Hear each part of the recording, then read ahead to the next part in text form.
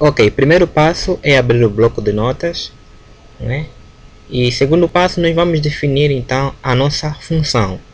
Então, como exemplo, nós vamos criar a função length, que permite contar, não é, o tamanho de caracteres de uma frase, ou a quantidade de caracteres, tá? Então, já existe esta função por defeito na plataforma do Haskell. Então, só para os colegas terem uma ideia, eu vou abrir aqui a plataforma, tá? O GHCI. Ok, ele está aberto. E eu vou colocar aqui a função length. Reparem que nós estamos na área do prelúdio, né? Então, vamos colocar aqui o nome da função, length, tá? Termo em inglês. E a seguir vamos colocar então uma string. Vamos dizer A. Então, coloquei 4 vezes a letra A. Quando eu clicar em Enter, ele vai apresentar 4. No caso, é o tamanho, tá, de caractere desta frase. Vou fechar. Então, a nossa ideia é saber como é que se comporta esta função. Para isso temos que construir, ok?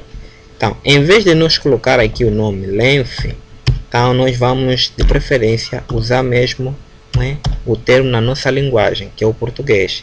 Em vez de length, vamos chamar de tamanho. Reparem que o nome de uma função deve iniciar sempre com letra minúscula. Então, a seguir, nós devemos definir o seu tipo de dados, tá? Então, para isso, vamos colocar aqui o operador, recebe string e devolve inteiro, para indicar que devolve ou retorna outro elemento, outro tipo de dado. Vamos utilizar aqui este operador, tá? E a seguir vamos dizer int. Notem que a definição do tipo de dado deve começar sempre com letra maiúscula. Agora, o passo a seguir é a condição de paragem. Então, quando é que a nossa função recursiva termina? Então, vamos dizer que a nossa função tamanho, quando já não existir nenhum elemento na nossa string, ou quando a nossa string estiver vazia, ele devolve o número 0, tá? Quer dizer que ele para a contagem. Então, enquanto isto não for verdade, aí é que vamos chamar agora a nossa função recursiva. Então vamos dizer que tamanho, tá? E ela aí vai fazer muitas iterações. Vamos dizer que tamanho, né? Vamos construir aqui a nossa tupla, que vai conter o elemento A, 2 pontos, B. Estamos a dizer de A até B, onde A representa a cabeça da lista e o B representa o resto da lista, ok? Eu espero que os colegas já tenham em mente o que se trata a cabeça de lista e o que é o resto de lista, tá? Então, a seguir, vamos dizer soma por 1, não é? Toda vez que existir caractere. Então, vamos colocar aqui o sinal de mais e vamos chamar novamente a nossa função, tá? Vamos colar aqui à frente, tá? E ela vai chamar simplesmente o resto da lista. Então, vamos ver isso na prática. Vamos salvar primeiro. Salvar como? Vamos dar nome de tamanho mesmo, né? Pode ser. Não deve esquecer de colocar a extensão .hs, tá? Vamos salvar. Agora reparem que o nome do nosso arquivo pode ser com letra maiúscula, isso já não é problema. Vou colocar aqui letra maiúscula, tamanho. Vamos salvar. Salvei no ambiente de trabalho. Posso minimizar isto. Vou executar aqui o meu arquivo. Ok, ele confirma, carregou o módulo. Vamos chamar a nossa função tamanho, tá? Reparem que eu estou a digitar com letra minúscula. Não confundem o nome do arquivo e o nome da função. Vou colocar, não é, a mesma string que eu coloquei anteriormente naquele exemplo, né? Vou colocar 4 vezes a letra A. 1, 2, 3, 4. Vou dar um Enter e ele vai me dizer que é 4. Agora vamos entender na prática como é que funciona isto aqui na plataforma. Como é que ela chama, como é que a função recursiva, tá, chama a si mesma, tá? Qual é a análise? Ok? Então vou fechar isto aqui. Vou abrir aqui esse bloco de notas. Aqui tem um exemplo, tá? Então temos aqui a nossa função, a máquina finita. Imagine, por exemplo, eu quero inserir esse texto aqui, ananás, tá?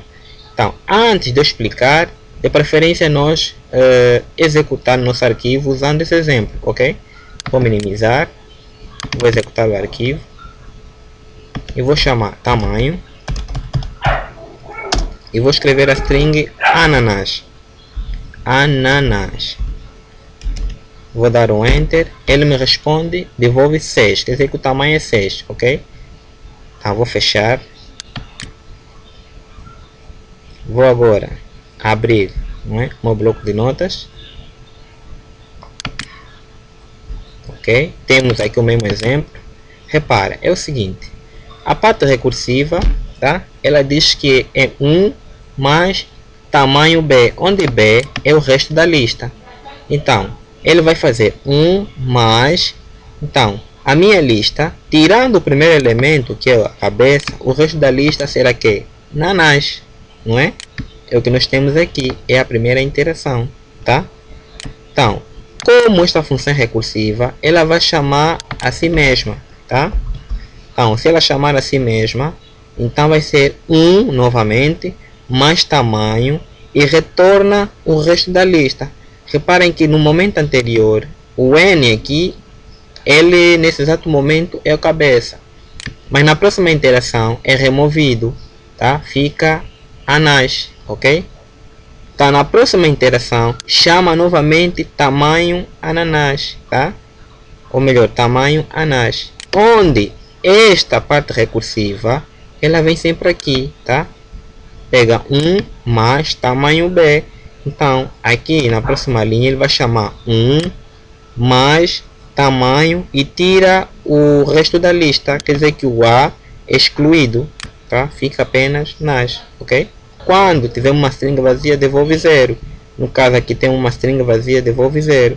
Então, se for para contar todas as iterações que ocorreram, o total vai dar 6, ok? Então, espero que não haja dúvida consoante esse tipo de função. Até a próxima. Ok, agora vamos então criar uma função que recebe uma lista e faz a soma de todos os elementos da lista, tá? Então, com base no exemplo passado, na função que criamos anterior, nós podemos utilizar ela e fazer simplesmente algumas alterações, ok? Vamos pegar a função tamanho, tá?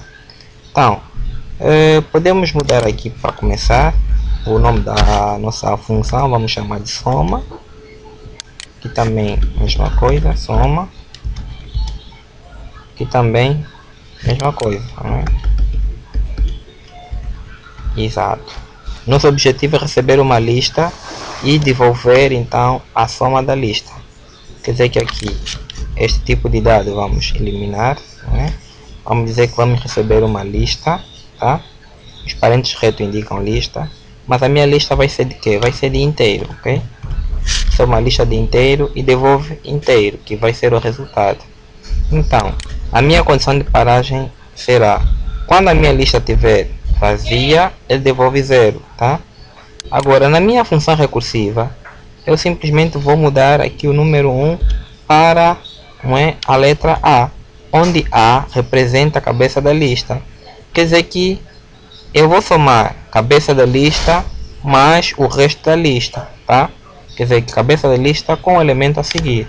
Vamos salvar a nossa função, tá?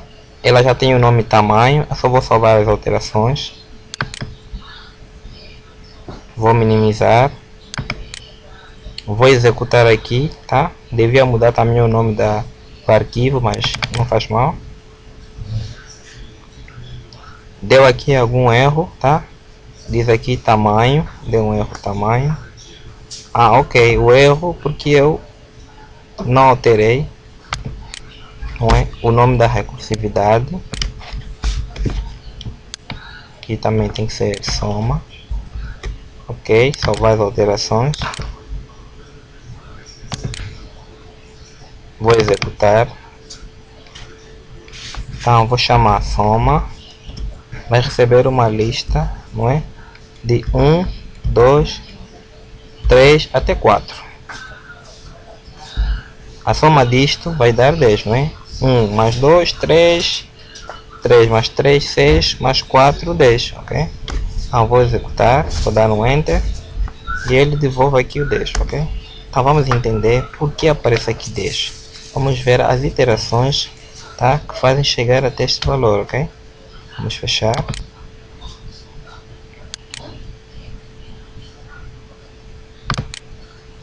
Ok, então temos a nossa máquina finita que vai receber os valores 1, 2, 3, 4. Então o que acontece? O primeiro valor, não é cabeça da lista, no caso representa a minha letra A, e o B representa o meu resto da lista, tá? Então o que vai acontecer? O A vai devolver o primeiro elemento, tá? E tamanho através do B vai devolver o resto da lista. Então, quando a minha função chamar a si mesma, né, por ser recursiva, o que ela faz? Ela vai chamar A mais tamanho B. Então, como ela já foi chamada uma vez, ela vai trazer, tá, 2 mais o resto da lista. Onde o 2, tá, no caso é o head, quer dizer, é a cabeça nesse momento, tá, ou nessa iteração, e 3 e 4 são os restos da lista, tá? Na próxima iteração, o 3 será cabeça da lista, ok? Por isso que eu coloco aqui o 3 como cabeça da lista e o 4 é o resto da lista. Reparem que está a ser chamado, tá? E eu coloco parênteses para indicar que uma está dentro da outra, no caso a função recursiva, ok? E com isto, quando chegar a este ponto, que é a nossa condição de paragem, quer dizer, quando a lista estiver vazia, devolve 0. E no final ele vai somar todos esses valores de cada iteração, não é? A soma dos valores vai resultar em 10, ok? E é o resultado que nós visualizamos, tá, na execução do nosso arquivo, ok? Então até a próxima aula.